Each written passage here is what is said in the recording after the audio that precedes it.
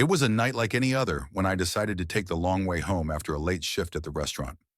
The moon hung low, casting an eerie glow on the winding country roads that cut through the dense forest. I should have taken the main highway, but there was something attractive about the isolation of the back roads. I didn't know that this decision would lead me into a nightmare.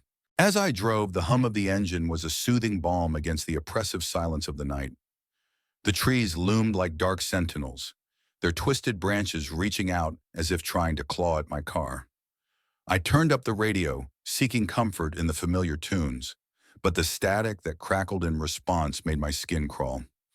I fiddled with the dial, hoping to find something, anything, but the airwaves were dead. A sense of unease began to settle in my gut. I brushed it off, convincing myself it was just the darkness playing tricks on my mind. I pressed on, the road stretching endlessly ahead, illuminated only by the faint beam of my headlights. It was then that I noticed the figure on the side of the road, a woman standing alone, shrouded in the shadows. My heart raced. I considered passing by, but something about her demeanor made me slow down. She wore a tattered white dress, and her long hair hung like a curtain over her face. As I drew closer, I could see her pale hands clasped tightly around her arms, shivering in the cool night air. I rolled down the window, the night breeze creeping in. "Are you okay?" I asked, my voice shaky. She didn't respond immediately, only glanced up. Her eyes, dark and hollow, sent a chill racing down my spine. "I need a ride," she said softly, her voice almost drowned by the rustling leaves. Against my better judgment, I unlocked the door. She climbed in without a word, her presence filling the car with an unsettling energy. I stole glances at her as we drove. There was something off about her, the way she sat so rigidly, her gaze fixed ahead, almost as if she were staring into another world. "Where are you headed?" I asked, trying to break the silence. "Home," she replied, her voice barely above a whisper. The road began to twist and turn, the trees closing in around us. I could feel the tension rising in the car, like a coiled spring ready to snap. I turned to her, wanting to ask more, but my words caught in my throat. Her face had changed, a grimace replacing her earlier placid expression. Suddenly, the headlights flickered and the engine sputtered. I cursed under my breath, desperately trying to keep the car going. "Come on, don't do this now," I pleaded. The engine roared back to life, but the lights dimmed again, casting an ominous shadow over the road. "Turn back," she said suddenly, her voice more urgent. "What? Why?" I asked, bewildered. "Turn back," she shouted, and I could see her reflection in the rearview mirror. A look of sheer terror had taken over her face. I pressed my foot down harder on the gas, hoping to get away from whatever she sensed. The road ahead became more twisted, and I swerved as I struggled to keep control. My heart raced as I noticed something in the woods, a figure indistinct and lurking among the trees. Panic flooded my mind.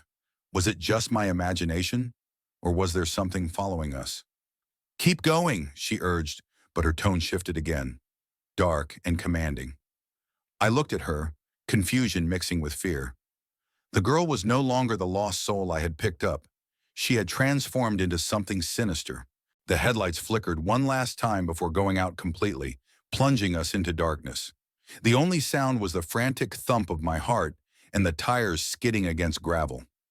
I fumbled for my phone, the screen illuminating the car momentarily. I glanced at her, and what I saw made me scream.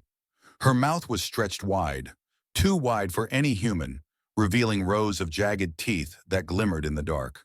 "Stop!" she shrieked, and I slammed on the brakes, the car skidding to a halt. The silence that followed was deafening. My breath was shallow, fear coursing through me like ice. "Get out!" she commanded, her voice now a low growl.